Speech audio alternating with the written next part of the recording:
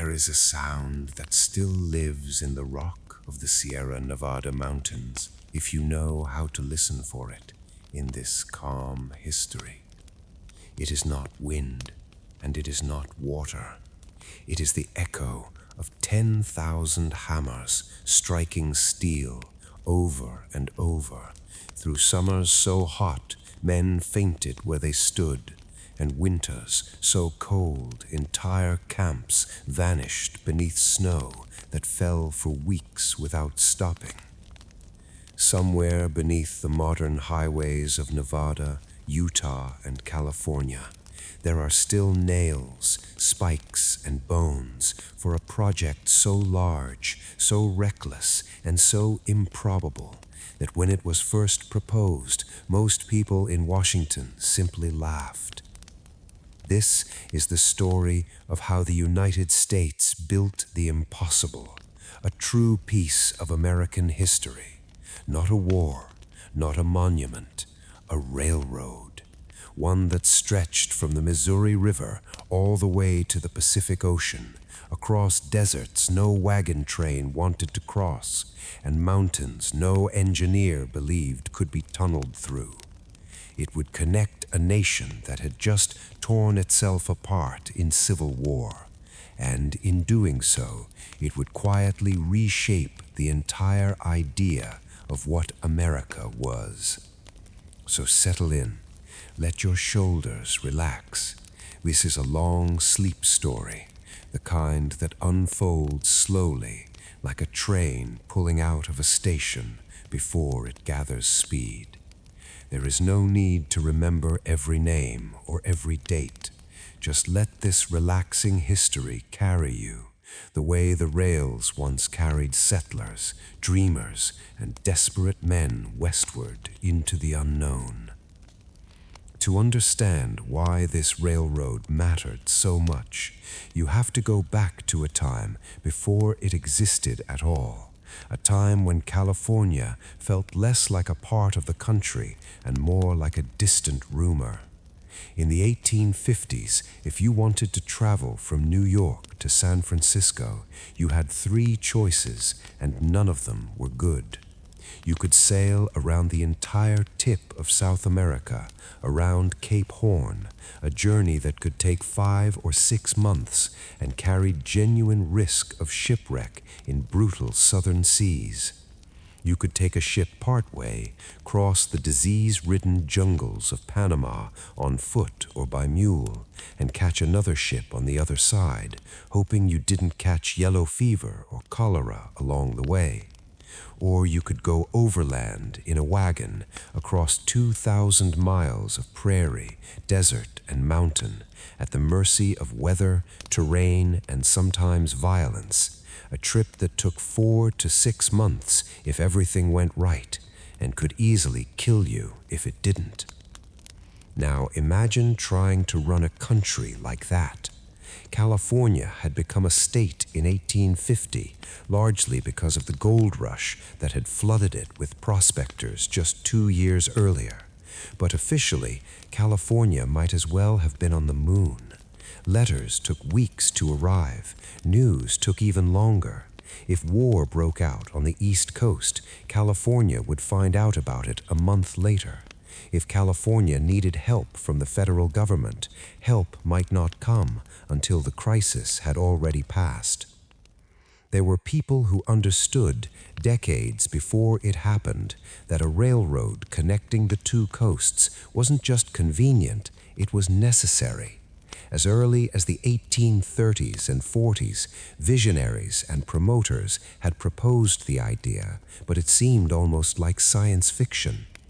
The technology for railroads was still young. Nobody had ever built a railway across such distances, through such extreme terrain in a place with almost no existing roads, no nearby cities, no established supply lines. It would mean laying tracks across the Great Plains, over or through the Rocky Mountains, across the punishing deserts of the Great Basin, and finally through the granite walls of the Sierra Nevada before descending into California. One of the loudest and strangest voices pushing for this idea was a man named Asa Whitney, a merchant who had made his fortune trading with China.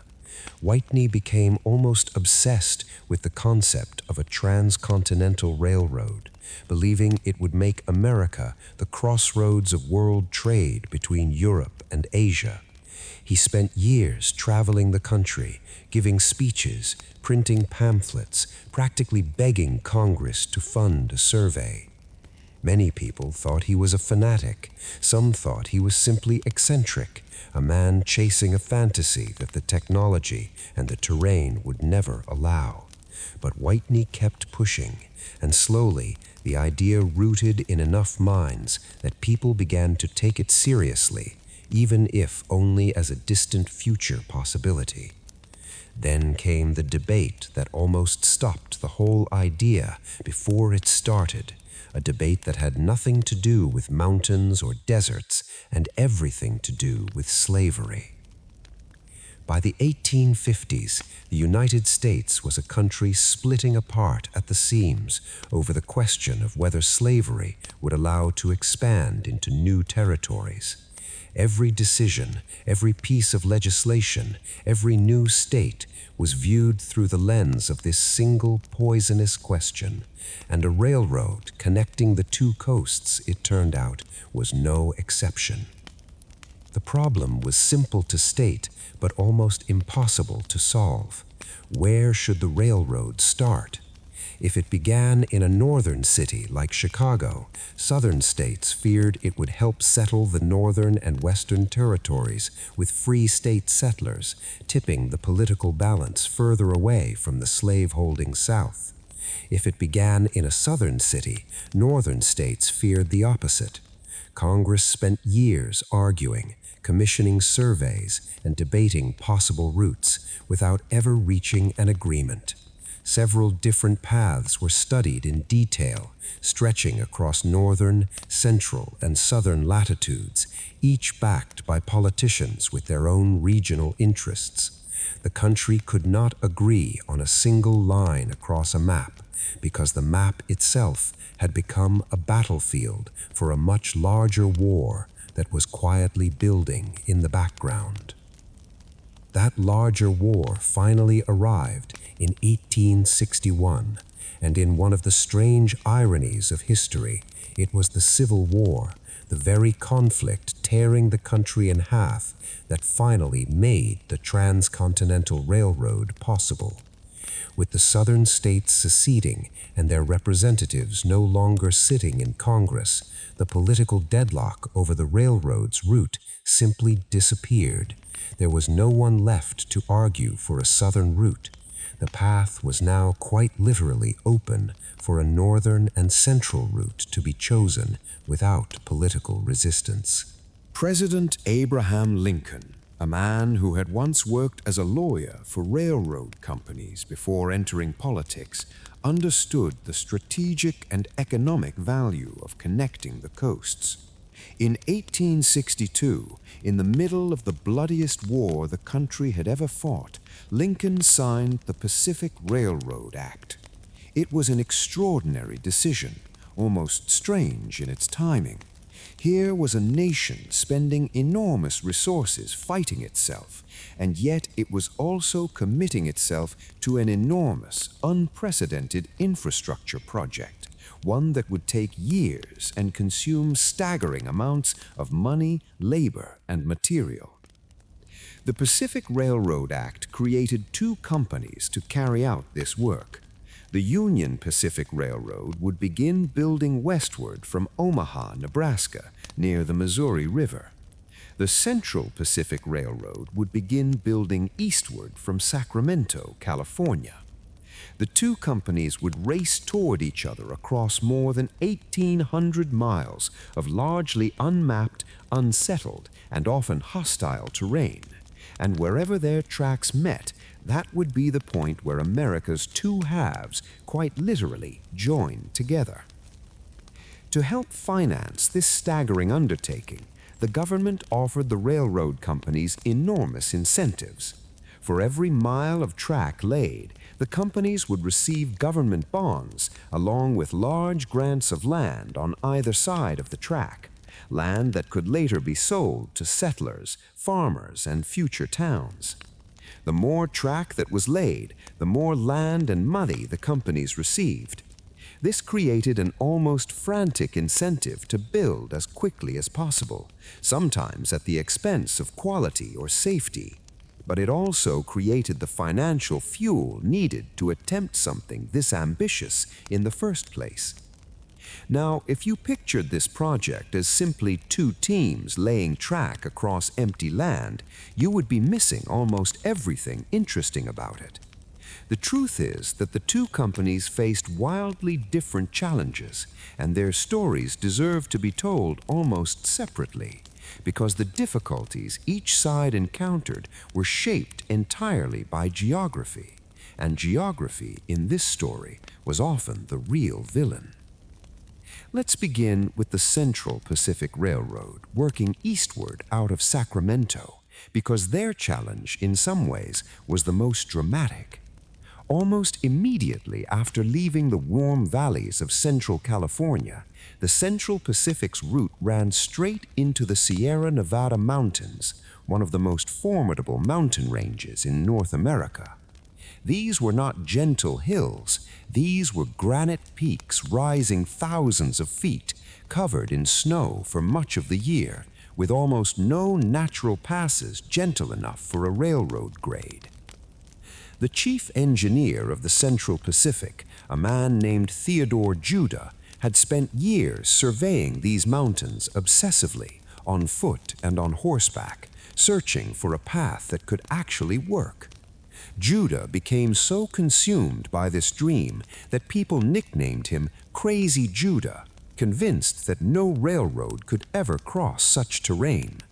But Judah eventually found a route, a narrow, difficult, but ultimately possible path through the mountains near Donner Pass, the very same pass where, decades earlier, a group of pioneer settlers had become snowbound and suffered one of the most tragic ordeals in American frontier history.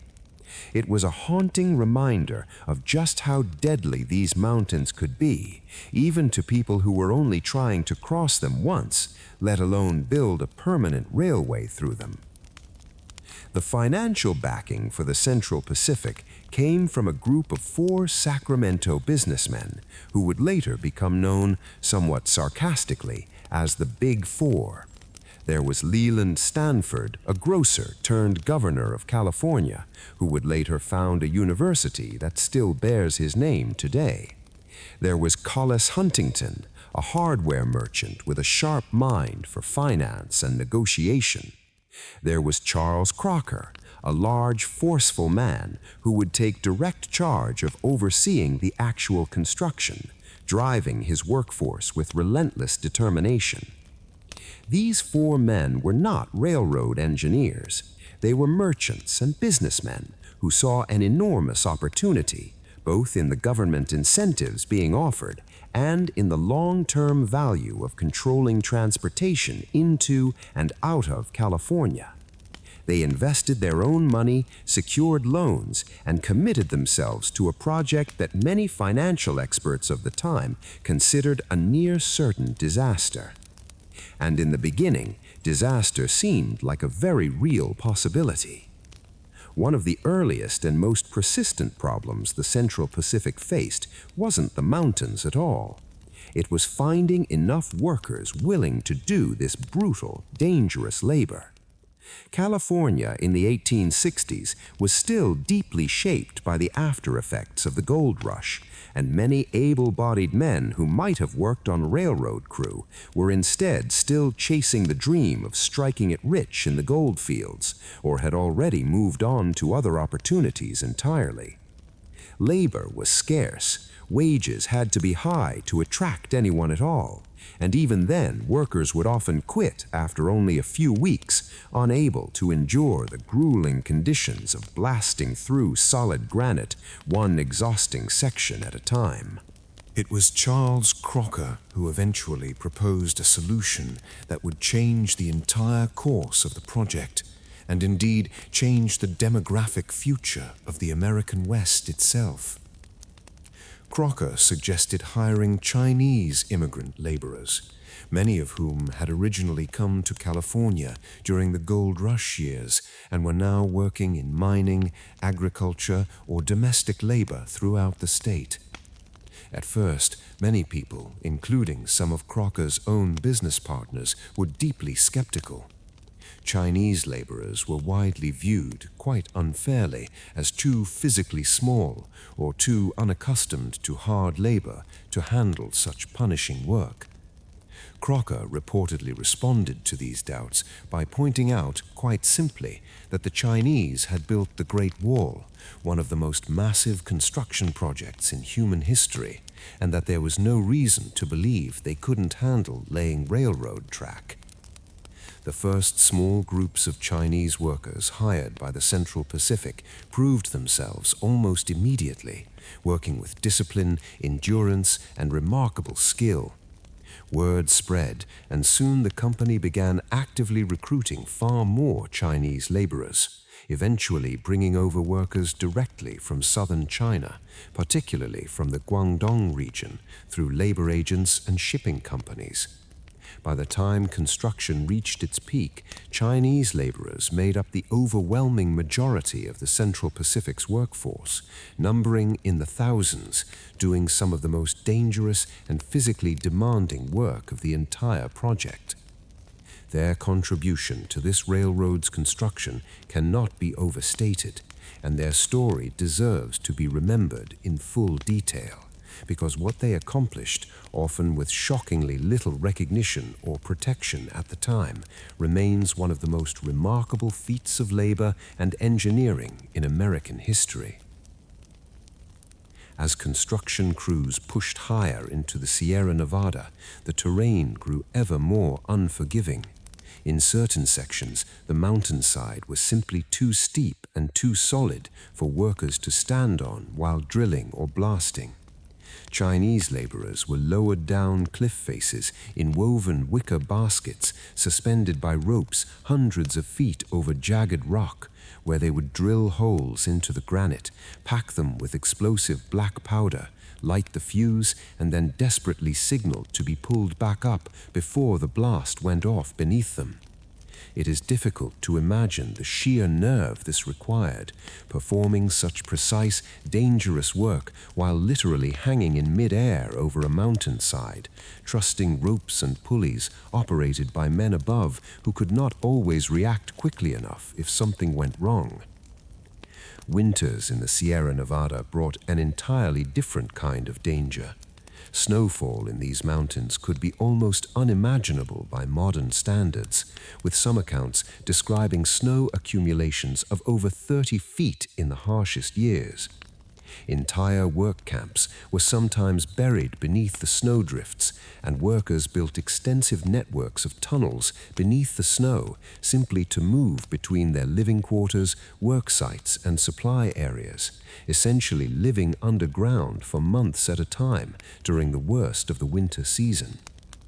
Avalanches were a constant threat, and there are documented accounts of work crews being swept away entirely, their bodies not recovered until the spring thaw finally melted the snow away. To solve the endless problem of snow blocking the tracks even after they were completed, the Central Pacific eventually built dozens of miles of wooden snow sheds, essentially long covered tunnels made of heavy timber, constructed directly over the tracks in the most exposed and vulnerable sections of the mountains.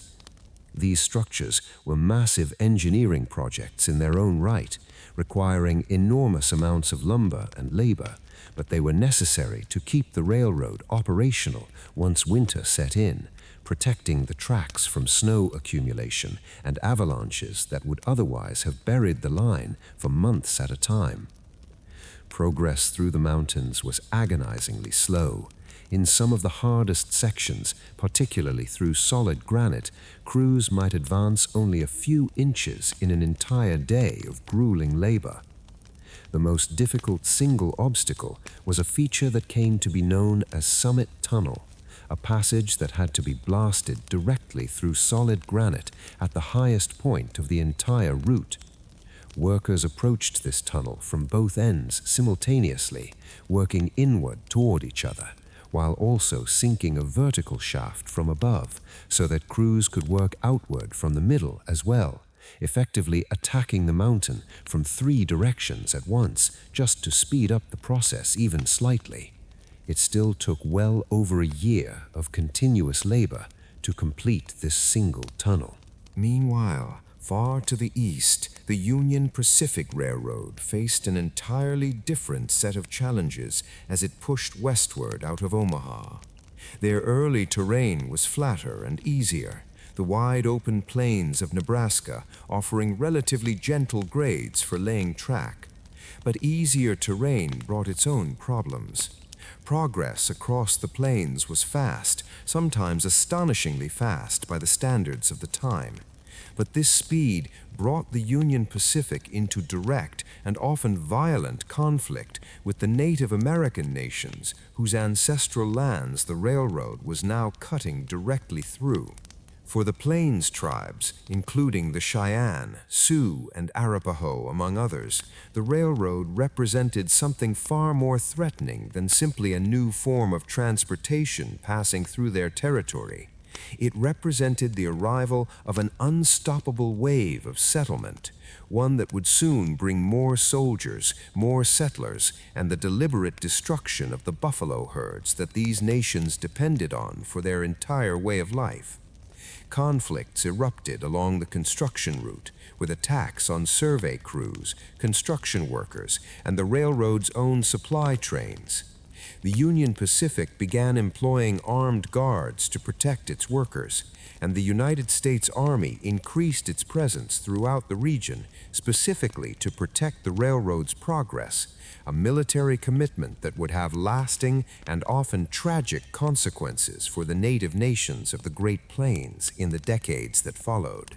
As the Union Pacific pushed further west across Nebraska and into what would eventually become Wyoming, the company faced a challenge almost as difficult as the mountains themselves, though far less visible on a map. That challenge was simply keeping order among the thousands of workers who made up its labor force.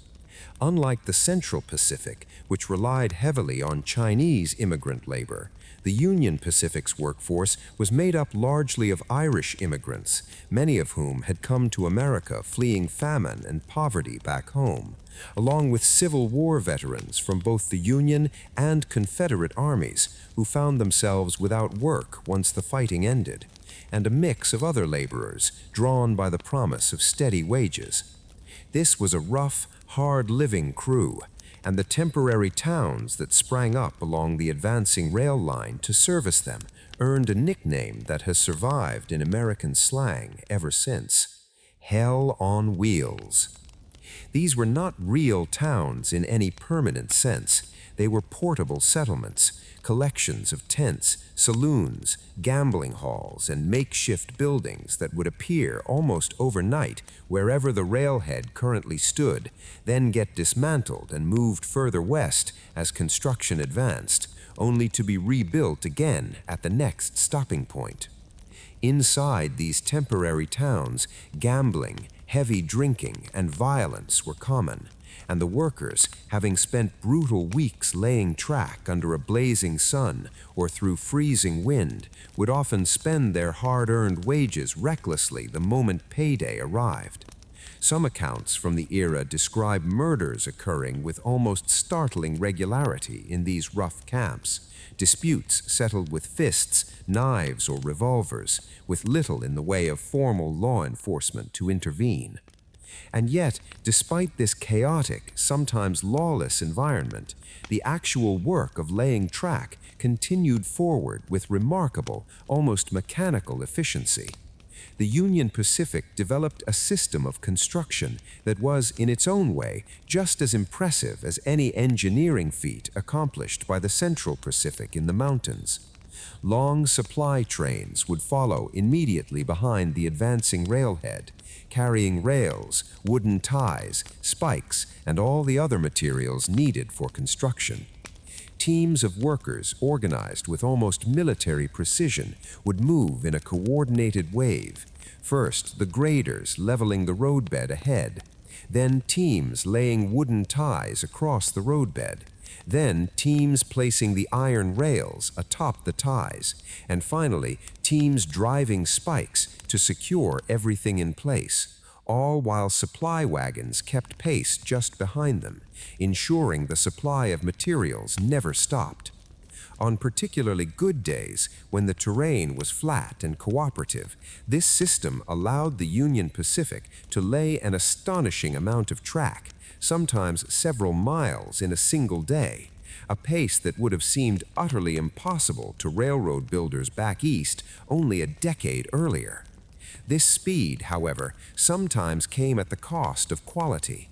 Union Pacific track was often laid quickly and somewhat carelessly in places, using lighter rails and less durable construction than would ideally be ideal, simply because speed meant more government bonds and more land grants, and the company's leadership was eager to claim as much of both as possible before reaching the eventual meeting point with the Central Pacific. Back in the mountains, the Central Pacific was fighting its own battle, not just terrain, but time itself. Every single mile through the Sierra Nevada was a mile the Union Pacific was not building, and every delay caused by weather, terrain, or labor shortages meant potentially losing out on valuable government incentives to their rival. The competitive pressure between the two companies became intense, almost bitter, as both sides realized that the final meeting point of the two railroads was not fixed by any specific plan. Instead, each company would simply keep building for as long as they possibly could, claiming as much distance and therefore as much government funding as their engineering and labor allowed. This competitive pressure led to almost absurd moments as the two rail lines finally drew close to each other, years into construction. At one point, surveying crews from both companies working ahead of their respective construction lines actually passed each other on the landscape, each grading roadbed in opposite directions without any officially designated meeting point yet established by Congress. For a brief and almost comical period, both companies were essentially building parallel, competing grades, running alongside each other across the same stretch of Utah territory, each hoping to claim the additional mileage and funding for themselves, until the federal government finally had to intervene and set an official point where the two lines would connect. But before we reach that dramatic meeting point, we need to return to the mountains, because the Central Pacific still faced its most difficult and dangerous stretch of construction, crossing the high, harsh landscape between the Sierra Nevada summit and the deserts of Nevada beyond.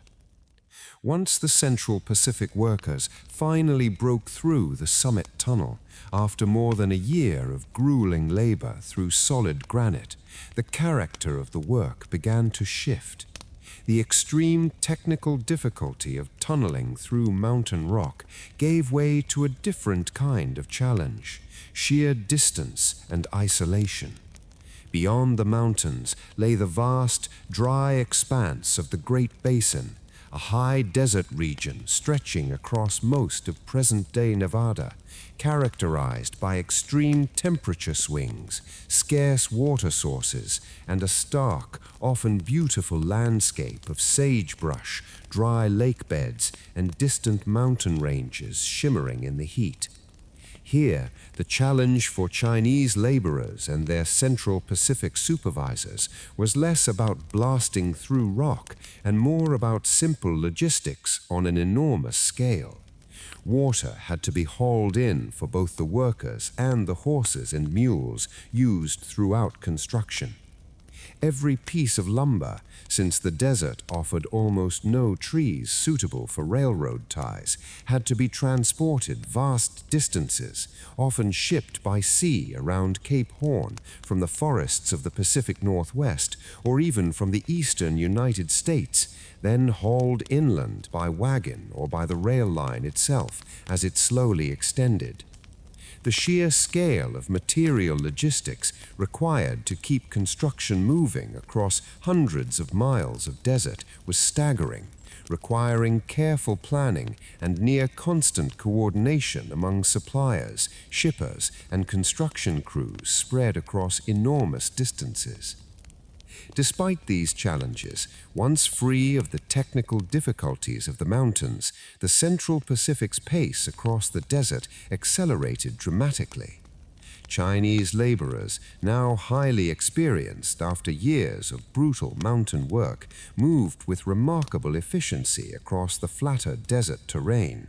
In fact, in one of the most famous and celebrated moments of the entire project, Central Pacific work crews would eventually set a record for the most track laid in a single day, an achievement that became a point of enormous pride for the company and remains a celebrated feat of human labor even now. This record-setting day occurred as the two railroads approached their final meeting point, when both companies were eager to demonstrate their capabilities and claim bragging rights before construction ended. Charles Crocker, ever the showman as well as the taskmaster, reportedly wagered a substantial sum of money with Union Pacific representatives that his Chinese work crews could lay an unprecedented 10 miles of track in a single day, a feat that had never before been accomplished or even seriously attempted in railroad construction history anywhere in the world. On the appointed day, with witnesses and representatives from both companies watching closely to verify the achievement, Crocker's crews organized themselves into a relentless, almost rhythmic assembly line of labor. Teams of 8 Chinese workers, moving with astonishing coordination developed over years of grueling practice, would lift and place each individual rail within a matter of seconds, immediately followed by teams driving spikes with such practiced efficiency that observers described the sound as almost musical, a constant rhythmic hammering that continued for hour after hour beneath the desert sun. By the end of that single day, the Central Pacific crews had indeed laid more than 10 miles of completed track, an achievement so remarkable that it would stand as a record for railroad construction for well over a century afterward, not surpassed until modern mechanized equipment made such comparisons somewhat meaningless. As both railroads pushed ever closer to their eventual meeting point in the harsh, high desert landscape of northern Utah, the sheer human cost of the entire project became increasingly apparent, even if it was rarely discussed openly at the time by company officials eager to celebrate their engineering triumph. Historians have spent considerable effort in the years since trying to establish reasonably accurate estimates of how many workers died during the construction of the Transcontinental Railroad, though exact numbers remain difficult to pin down given the informal record-keeping of the era, particularly regarding immigrant laborers whose deaths were often not carefully documented by the companies employing them. For the Central Pacific, estimates of Chinese laborer deaths vary considerably depending on the source, but reasonable historical estimates suggest that hundreds, and quite possibly well over 1,000 Chinese workers died during the construction of the railroad through the Sierra Nevada and across the deserts beyond. These deaths came from numerous causes: explosive accidents during blasting operations, falls from cliff faces during the dangerous basket-lowering technique used in the mountains, avalanches and exposure during brutal winter conditions, disease spreading through crowded work camps, and simple exhaustion from the sheer physical demands of the labor itself. Adding to the tragedy of these losses is the fact that for decades afterward, the individual names and stories of most of these workers remained largely undocumented and unrecognized in official company records or public memorials, an absence that historians and descendant communities have worked hard in more recent decades to address and correct. For the Union Pacific, similarly, while conditions were generally somewhat less extreme than the mountain construction faced by the Central Pacific, the workforce still faced significant dangers from construction accidents, disease in crowded work camps, and the ongoing conflicts with Native American nations whose territory the railroad was cutting directly through. Estimates of Union Pacific worker deaths, while somewhat lower than Central Pacific figures, still likely number in the hundreds across the full course of construction. It's worth pausing here, in this calm and quiet retelling, to simply acknowledge the scale of human effort and sacrifice this railroad actually represented. We often remember the Transcontinental Railroad today as a triumphant symbol of American ingenuity and progress, and in many ways it certainly was exactly that. But it was also built on the backs of thousands of immigrant laborers working under brutal and often genuinely dangerous conditions, for wages that, while steady, were often significantly lower than what other workers received for comparable labor, particularly in the case of Chinese workers, who were frequently paid less than their white counterparts for the exact same dangerous work. As 1868 turned into 1869, both railroad companies could sense that the end of this long, grueling race was finally approaching. The Central Pacific had crossed the Sierra Nevada, traversed the harsh Nevada desert, and now pushing into northern Utah. The Union Pacific, having crossed the plains of Nebraska and Wyoming, had descended through relatively challenging terrain in the Wasatch Mountains and was similarly approaching the same general region. Both companies now understood that the final meeting point of their two railroads would occur somewhere in this remote, high-desert stretch of Utah territory, and the federal government, growing weary of the increasingly wasteful competition between the two companies building overlapping and redundant grades, finally stepped in to designate an official meeting point. That point would be a place called Promontory Summit, a relatively unremarkable stretch of high desert terrain north of the Great Salt Lake, chosen not for any particular scenic or symbolic significance, but simply because it represented a reasonably practical location where the final connection between the two railroads could occur.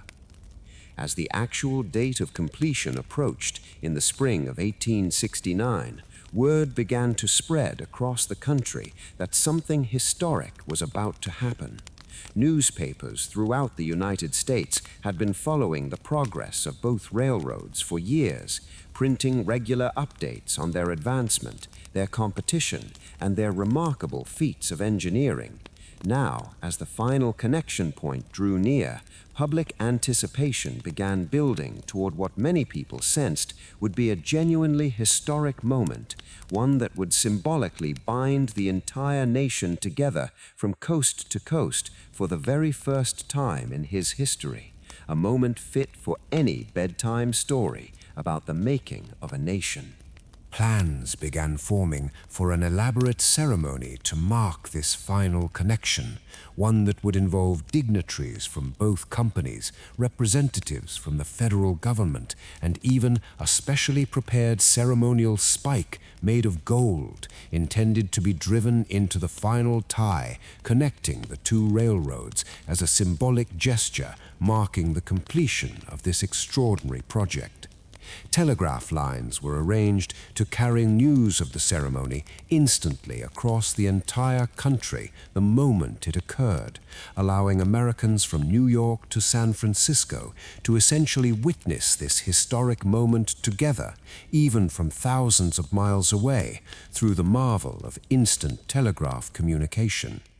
As workers from both companies made their final preparations in the days leading up to the ceremony, laying the last remaining stretches of track that would finally connect these two enormous engineering efforts, there was a growing sense among everyone involved, from company executives down to the exhausted laborers who had spent years of their lives on this project, that they were about to witness something genuinely unprecedented in American history. A nation that had been divided by civil war just a few short years earlier was now, in a very literal and physical sense, about to be connected by a continuous ribbon of iron rail stretching from one ocean to the other. The morning of May 10th, 1869, dawned clear and cold over the high desert of Promontory Summit, Utah. This was a landscape of sagebrush and dry earth, ringed by distant mountains, the kind of place that, on any other day, would have seen nothing but wind moving across empty ground.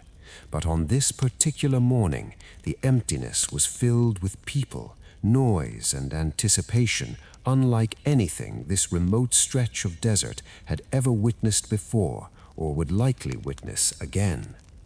Special trains had been arranged to bring dignitaries, railroad officials, newspaper reporters, and curious spectators to this remote location, a place with no permanent town, no real infrastructure beyond the rail line itself. 2 locomotives, one representing each company, had been positioned facing each other on the newly laid track, separated by only a short gap where the final rails and ties still needed to be placed. The Central Pacific's locomotive, a wood-burning engine named Jupiter, faced the Union Pacific's locomotive, engine number 119, across this final small distance that had taken more than 6 years and thousands of lives to close. Among the dignitaries present were Leland Stanford, representing the Central Pacific as its president, and Thomas Durant, the flamboyant and somewhat controversial vice president of the Union Pacific, along with numerous other officials, engineers, and workers who had been involved in the construction effort. Notably absent from most official photographs and ceremonial proceedings, in a historical oversight that has been increasingly acknowledged and corrected in more recent retellings, were the Chinese laborers whose extraordinary skill and sacrifice had made the Central Pacific's portion of the railroad possible in the first place. For decades, popular memory and even official company photographs largely erased their central role from the story, an injustice that historians and descendant communities have worked diligently in more recent years to correct through renewed research, memorials, and public recognition. The ceremony itself unfolded with a mixture of genuine historical significance and almost theatrical showmanship. A final ceremonial tie made of polished laurel wood had been specially prepared for the occasion, along with several ceremonial spikes crafted from gold and silver, symbolic gestures meant to mark the historic nature of this final connection rather than serving any actual structural purpose in the railroad itself. The plan called for these ceremonial spikes to be gently placed into pre-drilled holes in the ceremonial tie, then tapped lightly into place by various dignitaries before the ordinary iron rails and steel spikes that would actually bear the weight of passing trains were installed just beside them. A telegraph wire had been specially connected to the ceremonial hammer and to the final spike itself, arranged so that the actual moment of the hammer striking the spike would send an electrical signal instantly across telegraph lines stretching across the entire United States.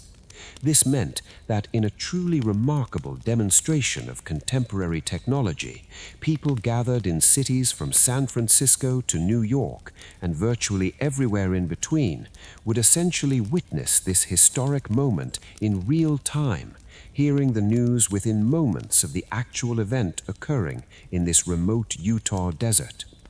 when the moment finally arrived, Leland Stanford raised a silver ceremonial hammer to strike the golden final spike. In one of the small, charming ironies that history sometimes offers, Stanford's first swing actually missed the spike entirely, striking only the rail itself, an amusing mishap witnessed by the assembled crowd, though the telegraph operator, perhaps anticipating this possibility or simply eager for the ceremony to proceed smoothly, had already sent the prearranged signal announcing the completion regardless. Moments later, the actual connecting spike, an ordinary iron spike rather than the ceremonial golden one, was properly driven into place by railroad workers, finally physically joining the two rail lines into a single continuous railroad, stretching from coast to coast, a true story every American schoolchild would come to know. As news of this achievement spread across telegraph lines throughout the country, celebrations erupted in cities large and small. In San Francisco, cannons were fired in celebration. In Chicago, an enormous parade wound through the streets. In New York, church bells rang out across the city, and newspapers rushed to print special editions announcing the historic completion. For many Americans, this moment represented something almost impossible to fully articulate, a physical, tangible connection finally binding together a nation that had so recently been divided by civil war, now unified by a continuous ribbon of iron rail stretching across the entire continent.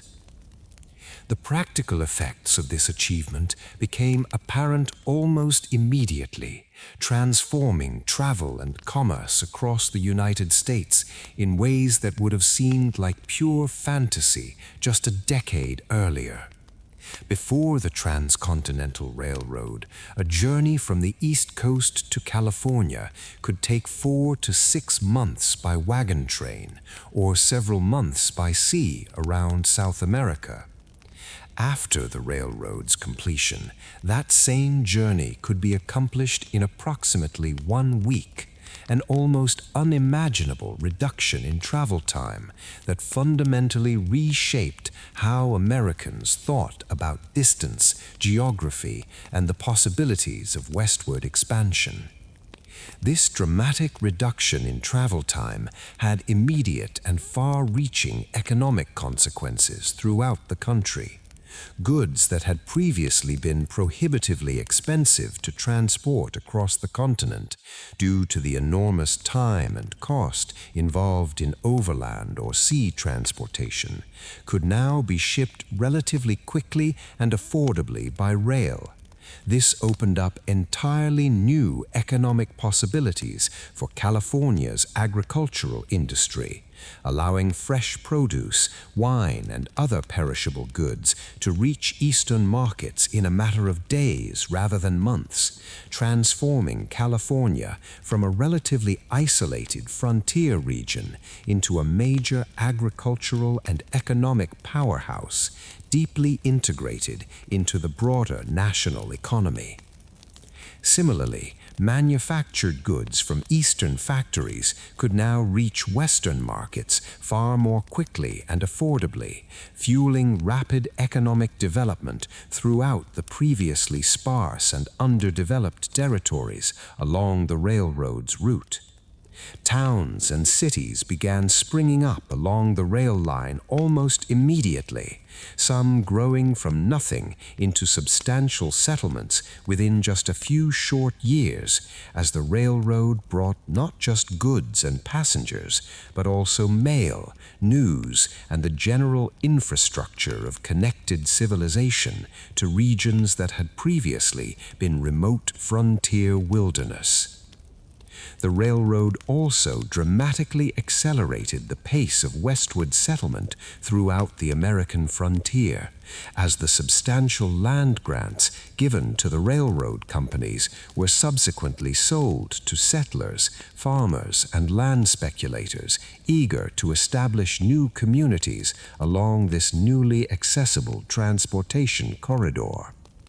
This rapid settlement, while representing tremendous opportunity and economic growth from the perspective of American settlers and the broader national economy, came at a severe and often tragic cost to the Native American nations whose traditional homelands were now being rapidly overrun by railroad construction, subsequent settlement, and the deliberate, systematic destruction of the buffalo herds that these nations had depended upon for countless generations.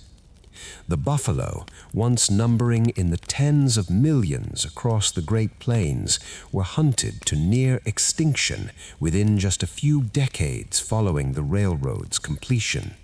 partly through commercial hunting operations that shipped buffalo hides eastward via the very rail lines that had made such large-scale commercial hunting economically viable in the first place.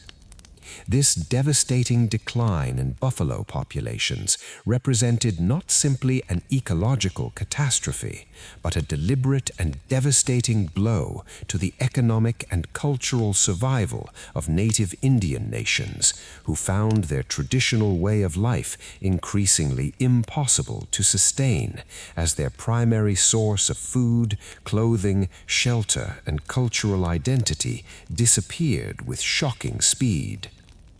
The railroad companies themselves, meanwhile, entered a new phase of their existence following the celebrated completion of the Transcontinental Line. Having received enormous government subsidies and land grants throughout the construction process, both the Central Pacific and Union Pacific now possessed substantial assets and increasingly powerful positions in the broader American economy.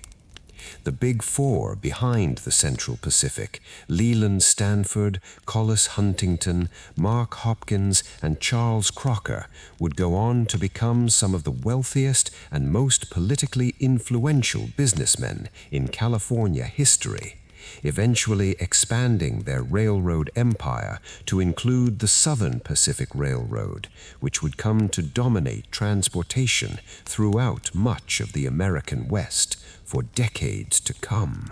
This concentration of economic and political power in the hands of railroad executives eventually generated significant public backlash and criticism as farmers, merchants, and other Americans throughout the West increasingly came to resent what they viewed as excessive and often exploitative pricing practices by railroad companies, who, in many regions, held effective monopolies over transportation. This growing tension between railroad companies and the broader public would eventually contribute to significant political movements throughout the late 19th century, including efforts toward increased government regulation of railroad rates and practices, reflecting a broader national debate about the appropriate balance between private economic power and public interest that continues in various forms to shape American political and economic debates even today, a debate still relevant to United States history classrooms. For the thousands of Chinese laborers who had contributed so significantly to the Central Pacific's remarkable engineering achievements through the Sierra Nevada, the completion of the railroad brought a bittersweet and often difficult transition. Many of these workers, having completed this extraordinarily difficult construction project, found themselves facing increasingly hostile and discriminatory treatment throughout California and the broader American West, culminating eventually in explicitly discriminatory federal legislation, including the Chinese Exclusion Act of 1882, which would severely restrict Chinese immigration to the United States for decades afterward, representing one of the most explicitly racially discriminatory immigration policies in American history. This discriminatory treatment stood in stark and troubling contrast to the essential, indeed indispensable role that Chinese laborers had played in the Central Pacific's construction efforts. Without their extraordinary skill, endurance, and willingness to perform some of the most dangerous work of the entire project, it seems genuinely unlikely that the Central Pacific could have completed its portion of the Transcontinental Railroad within the time frame it actually achieved, if indeed it could have been completed at all using other available labor sources at the time.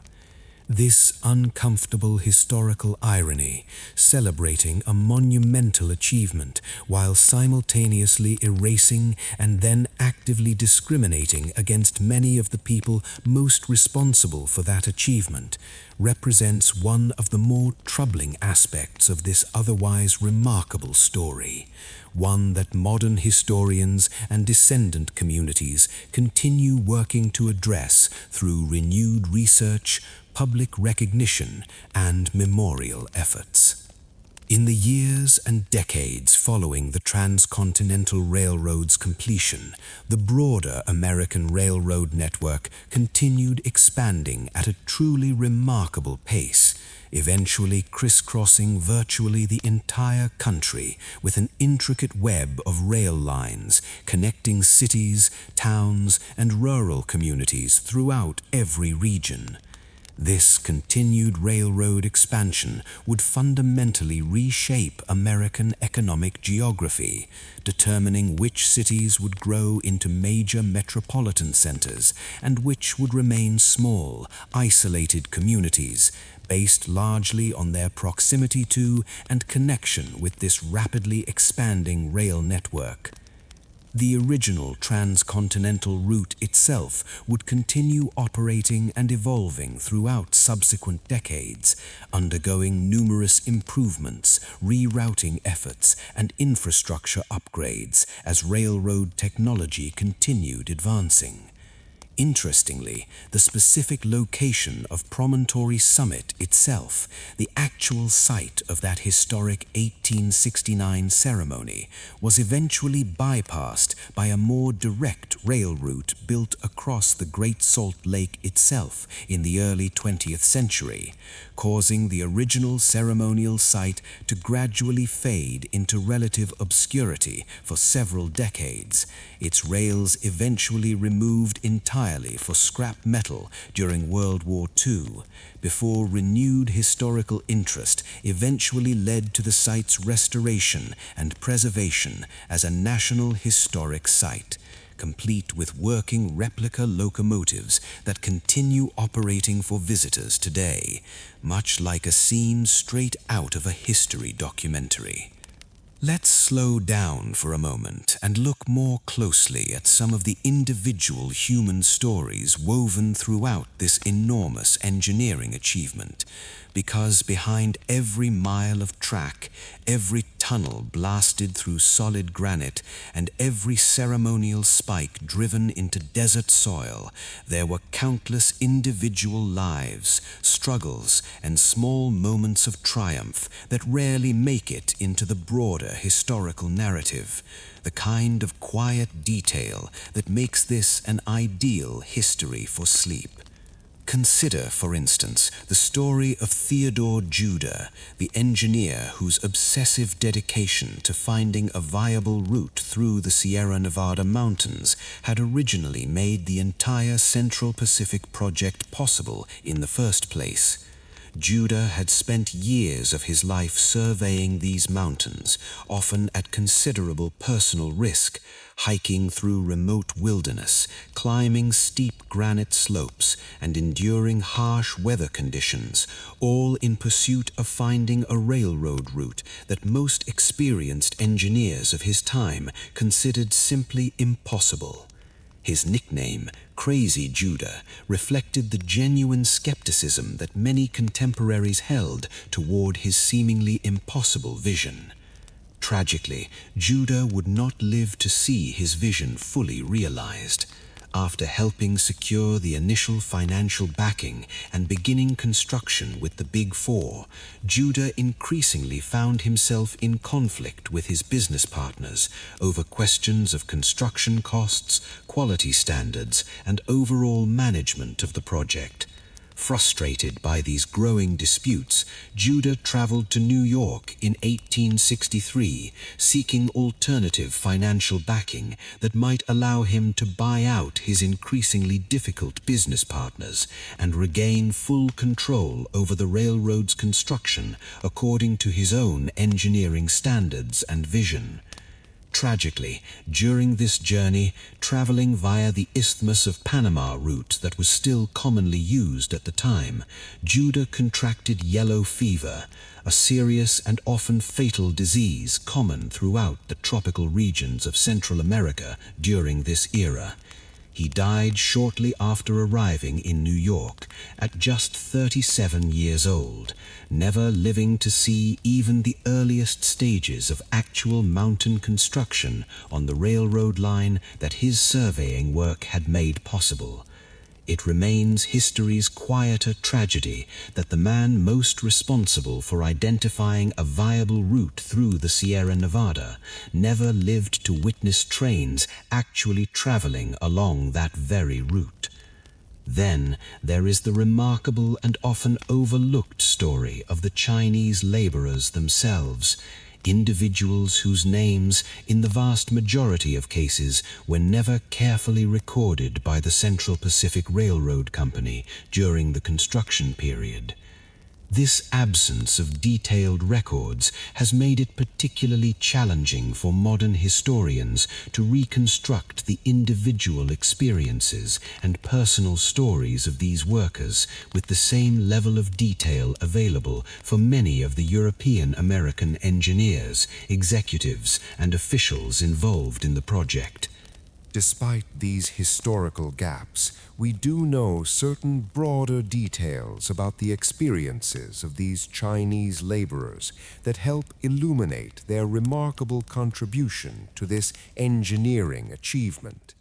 Most of these workers came from the Guangdong province in southern China, a region that was experiencing significant economic hardship and political instability during this period. Factors that motivated many young men to seek opportunities abroad, even in a country where they would face significant discrimination and hardship.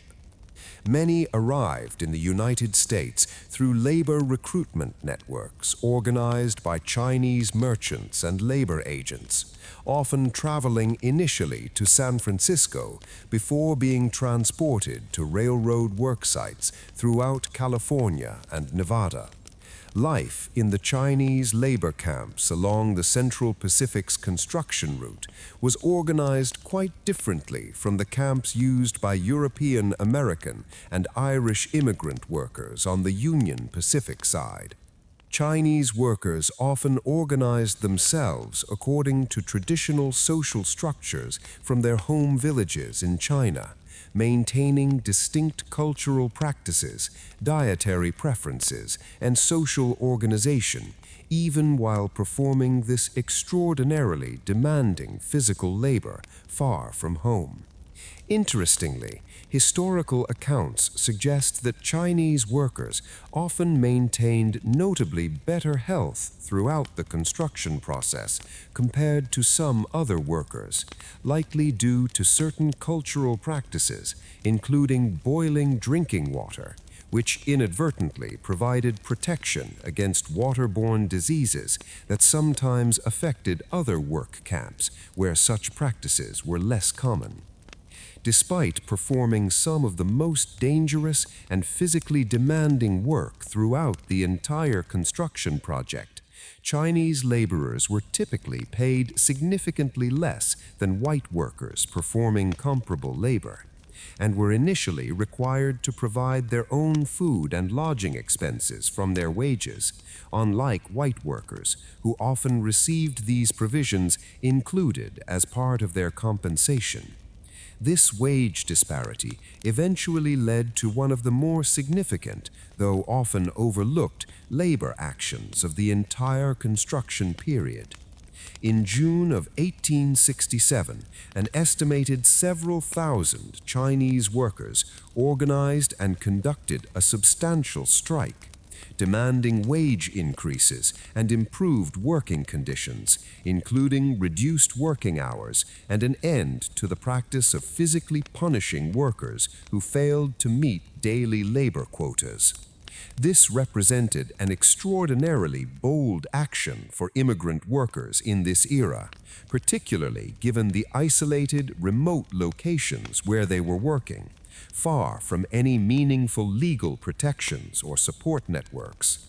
Charles Crocker responded to this strike with a combination of tactics, including cutting off food supplies to the striking workers in an attempt to force them back to work through economic pressure rather than direct physical confrontation. After approximately 1 week, facing dwindling food supplies and limited support networks in these remote mountain locations, the striking workers eventually returned to their labor, having achieved only modest concessions from company management. Nevertheless, this strike represents a genuinely significant moment of labor organizing and collective action among immigrant workers during this era, demonstrating that these laborers, despite facing severe economic and social disadvantages, were far from simply passive participants in this historic construction project, but rather active agents advocating for their own interests and dignity, even within an extraordinarily difficult and exploitative labor system. Turning to the Union Pacific side of this story, we find equally compelling individual narratives among the diverse workforce assembled to build the railroad's eastern portion. Grenville Dodge, the chief engineer overseeing much of the Union Pacific's construction, had previously served as a Union Army general during the Civil War, bringing considerable military organizational experience to bear on the enormous logistical challenges involved in coordinating thousands of workers, vast quantities of construction materials, and rapid construction schedules across the sometimes hostile terrain of the Great Plains. Dodge's military background proved particularly valuable given the ongoing conflicts with Native American nations throughout much of the Union Pacific's construction route. Dodge's extensive prior experience negotiating with, and when necessary, militarily engaging various Plains tribes during his earlier military career, experience that informed his approach to protecting railroad construction crews throughout the project. Under Dodge's leadership, the Union Pacific developed increasingly sophisticated systems for coordinating military protection alongside construction efforts, including regular consultation with military commanders stationed throughout the region, specifically to protect railroad interests. Among the diverse workforce building the Union Pacific's portion of the railroad, we find notably large numbers of Civil War veterans from both the Union and Confederate armies, men who found themselves without clear career prospects following the war's conclusion and who were drawn to railroad construction work by the promise of steady wages and, for some, perhaps a sense of continued purpose and physical challenge reminiscent of their recent military service. This created an interesting, sometimes tense dynamic within the temporary hell-on-wheels towns that followed the advancing Union Pacific construction crews.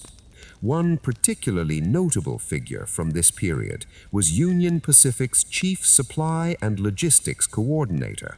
a man whose remarkable ability to coordinate the delivery of construction materials, food supplies, and other necessities across enormous distances, often with minimal advance notice, became legendary among railroad workers and executives alike. The sheer logistical complexity of supplying thousands of workers spread across hundreds of miles of construction, particularly in remote regions with minimal existing infrastructure, represented an enormous organizational challenge that receives relatively little attention compared to the more dramatic stories of construction difficulties and labor conditions, but which was nonetheless absolutely essential to the project's overall success.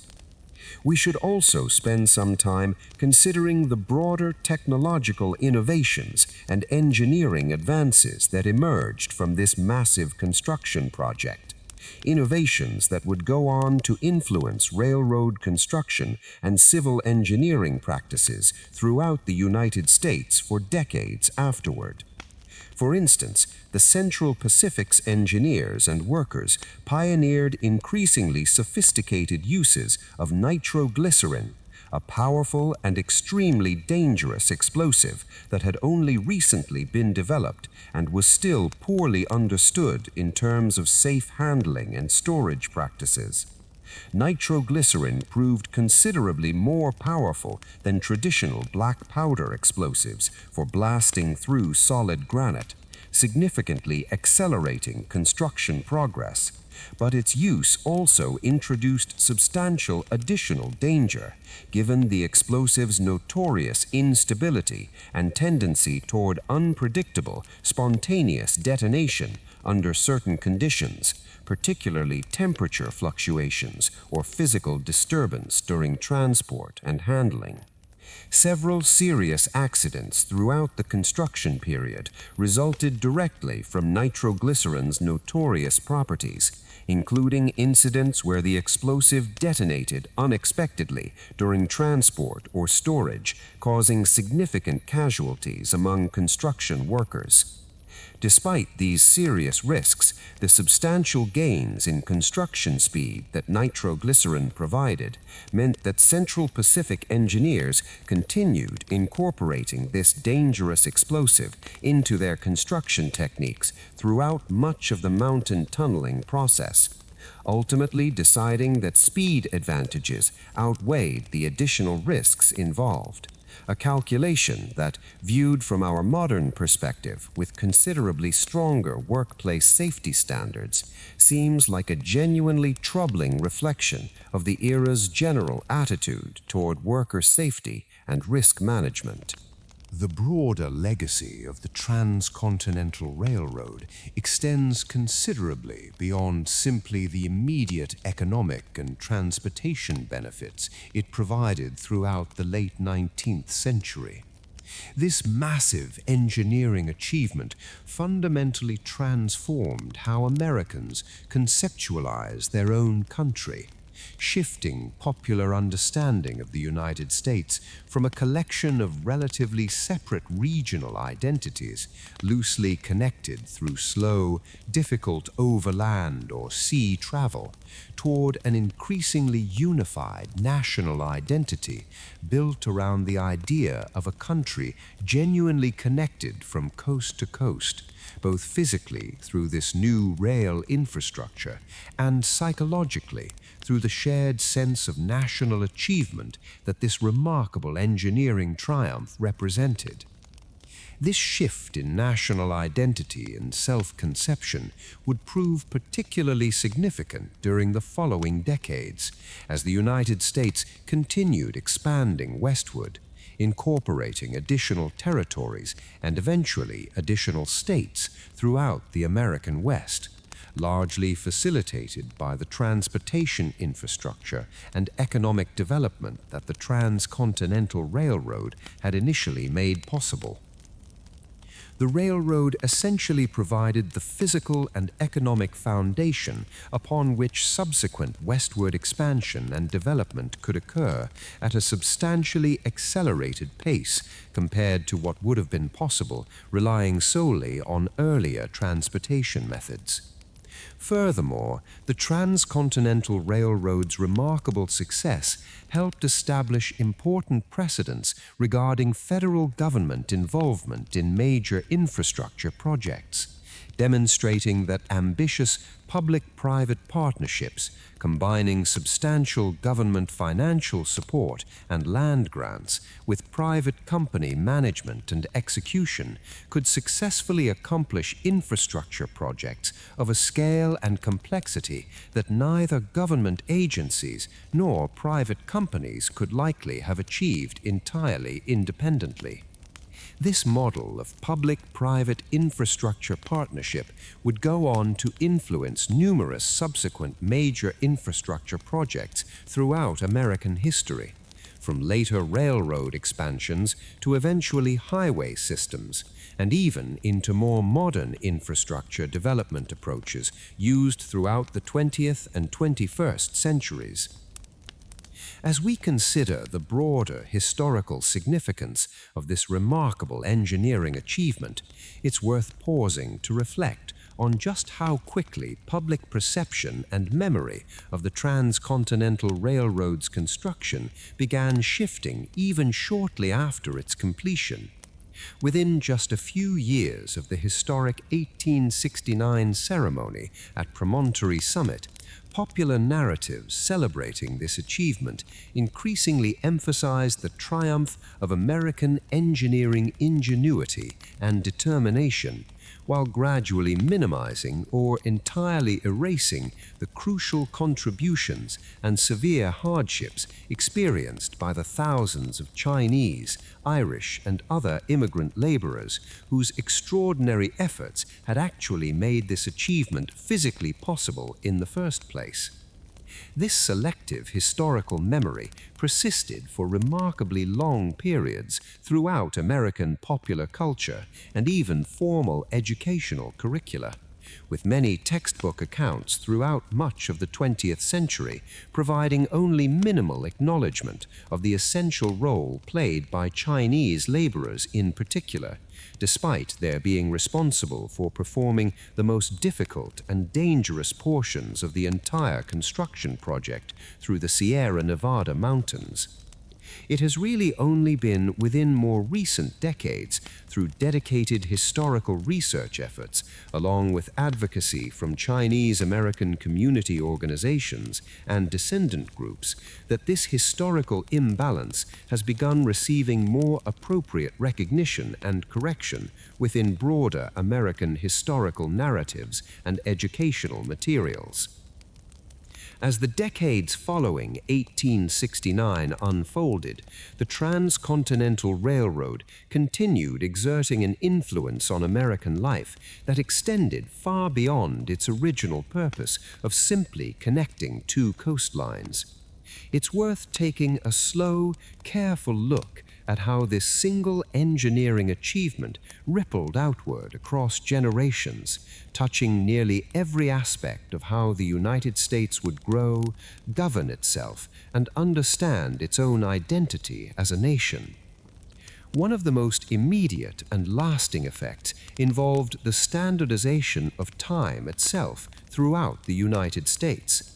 Before the widespread expansion of railroads, American communities generally kept their own local time, calibrated according to the actual position of the sun in their specific location. A traveler moving from one town to another might find clocks set several minutes apart, a minor inconvenience in the era of horse travel and wagon trains, but an increasingly serious problem once railroads began operating complex, interconnected schedules across vast distances. If every town along a rail line kept slightly different local time, coordinating train schedules and avoiding collisions became an almost impossible logistical challenge. This problem eventually led American railroad companies, including the successors to the original Transcontinental line, to collaboratively establish a standardized time zone system across the country in 1883.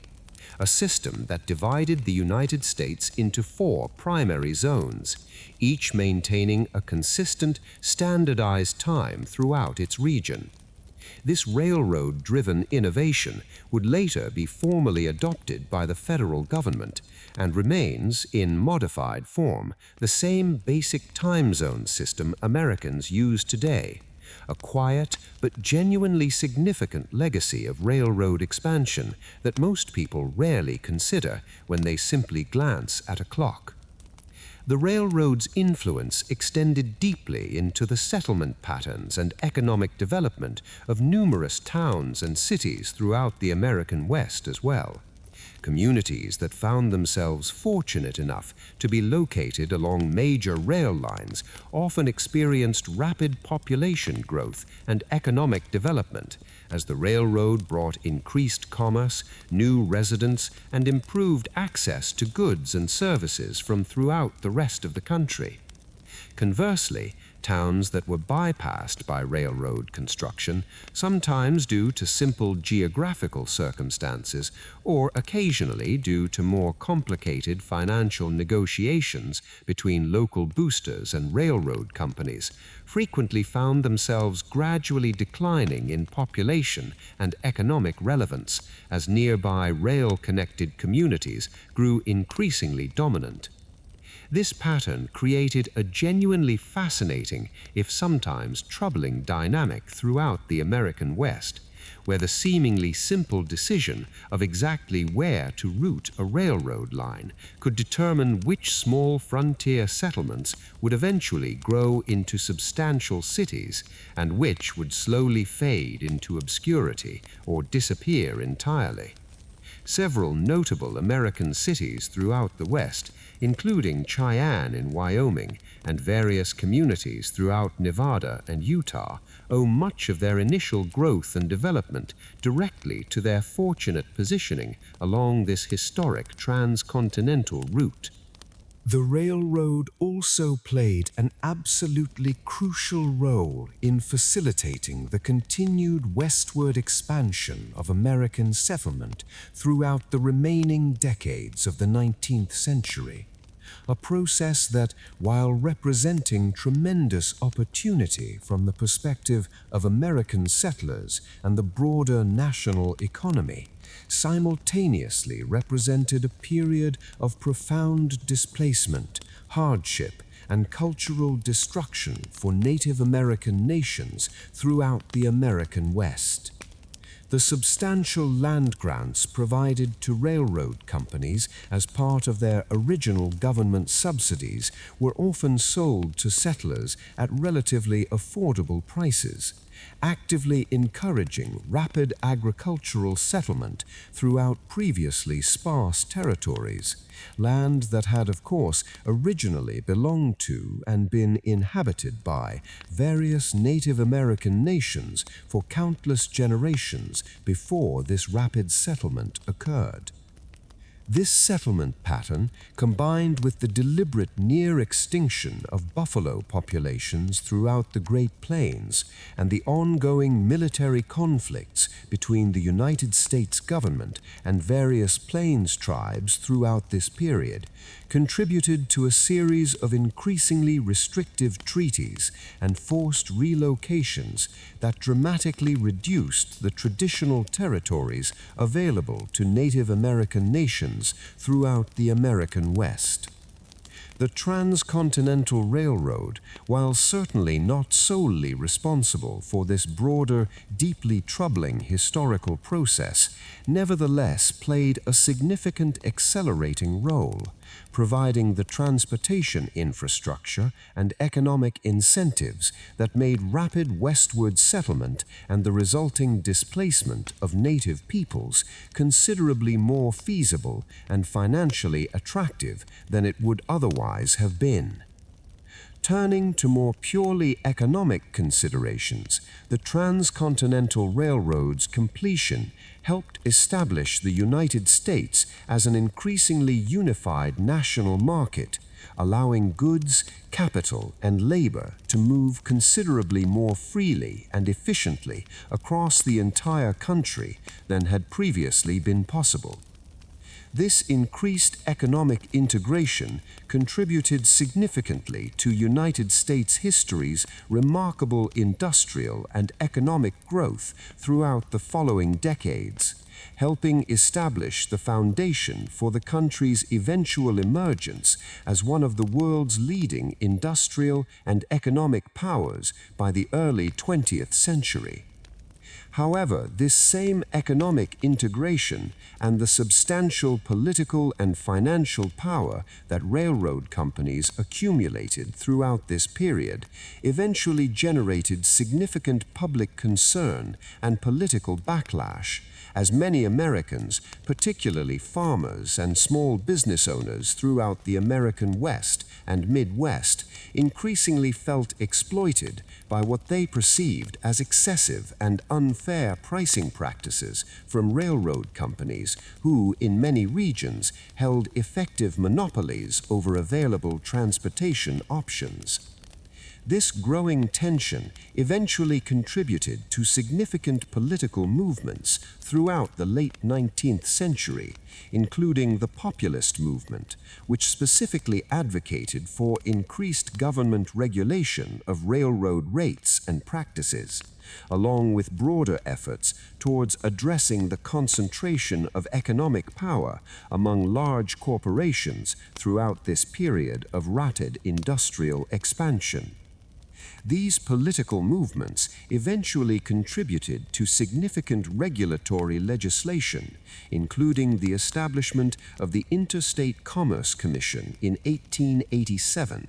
one of the earliest federal regulatory agencies specifically established to oversee and regulate railroad pricing practices and ensure fair treatment of customers throughout the country. This regulatory framework, while considerably modified and expanded throughout subsequent decades, represents an important early precedent for federal government regulation of major industries, a regulatory approach that would continue evolving and expanding throughout the 20th century across numerous additional economic sectors beyond simply railroad transportation. As automobile transportation and later commercial aviation gradually emerged and expanded throughout the 20th century, the relative economic and social importance of railroad transportation gradually diminished compared to its dominant position throughout the late 19th and early 20th centuries.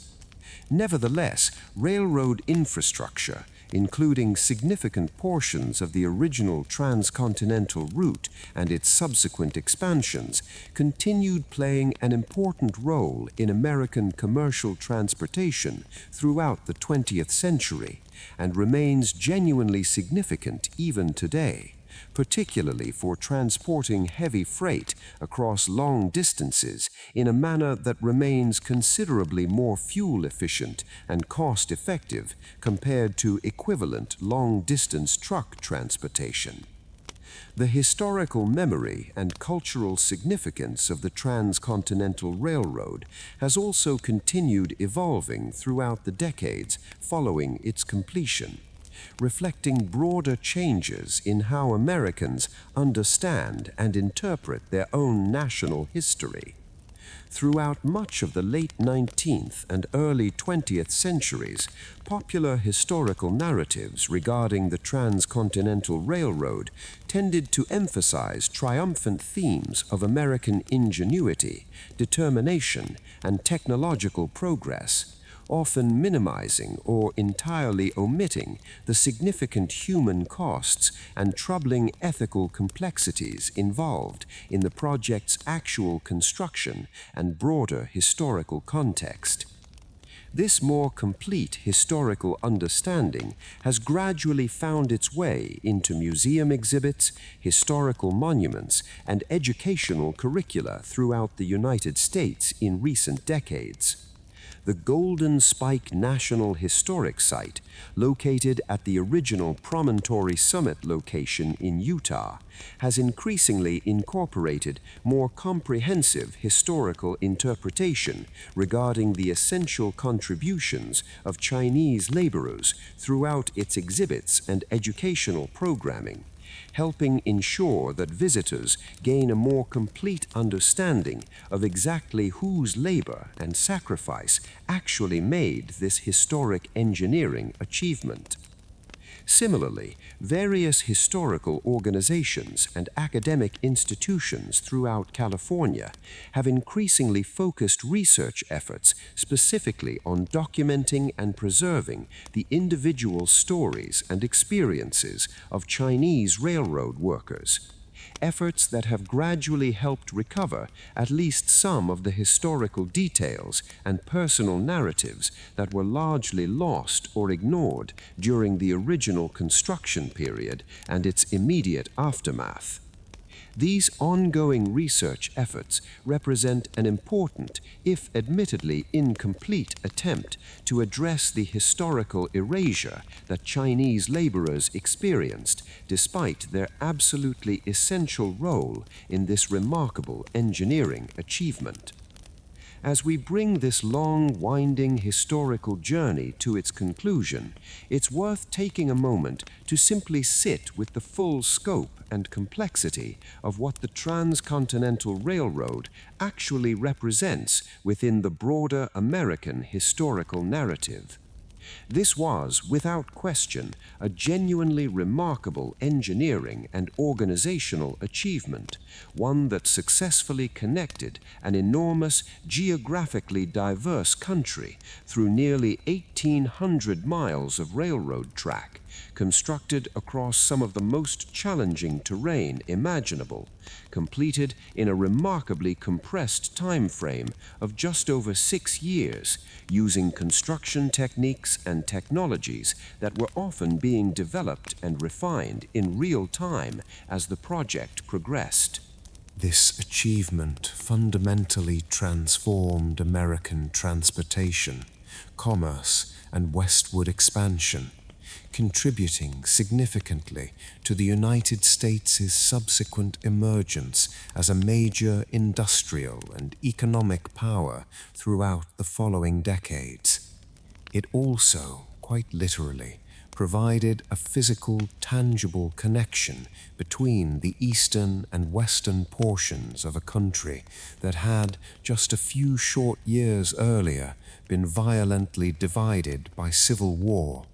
offering a powerful symbolic representation of national unity and shared purpose during a period when such unity remained genuinely uncertain and contested throughout much of American society. At the same time, this remarkable historical episode requires holding both of these truths simultaneously, appreciating the genuine engineering brilliance, organizational achievement, and broader positive economic and social contributions that the Transcontinental Railroad provided throughout subsequent American history, while also honestly acknowledging the substantial human costs and troubling ethical complexities that were inseparably woven throughout this same historical achievement. This kind of nuanced, complete historical understanding, one that neither simply celebrates uncritically, nor simply condemns without acknowledging genuine achievement, likely represents the most historically honest and intellectually mature way of approaching this remarkable chapter of American history. Today, if you were to visit that same remote stretch of Utah desert where the Golden Spike ceremony occurred back in 1869, you would find a quiet, carefully preserved historical site, considerably removed from any major population center, where working replica locomotives occasionally recreate that historic meeting for visitors, and where careful historical exhibits attempt to convey the full complexity and significance of what actually occurred at this location so many decades ago.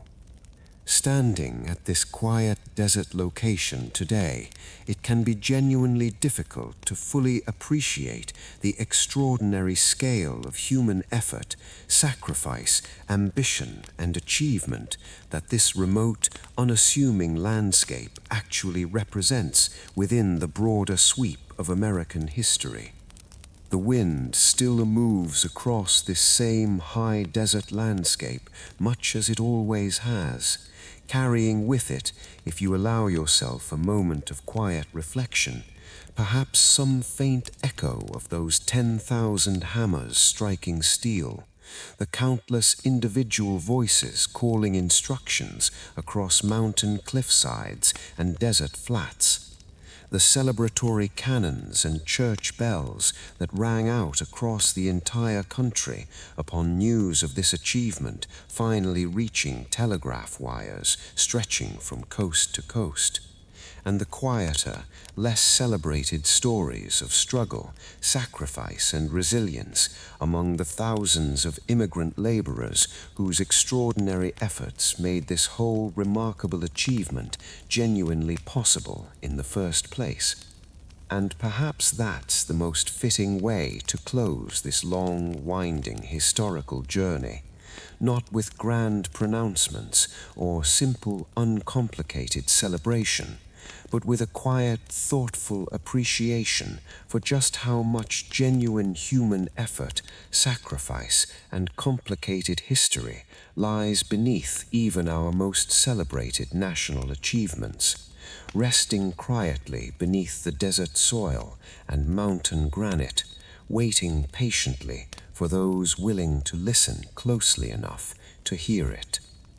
Rest well, and let this long history, this quiet sleep story, settle gently into memory, the way rust slowly settles onto old iron rails left quiet beneath decades of desert sun.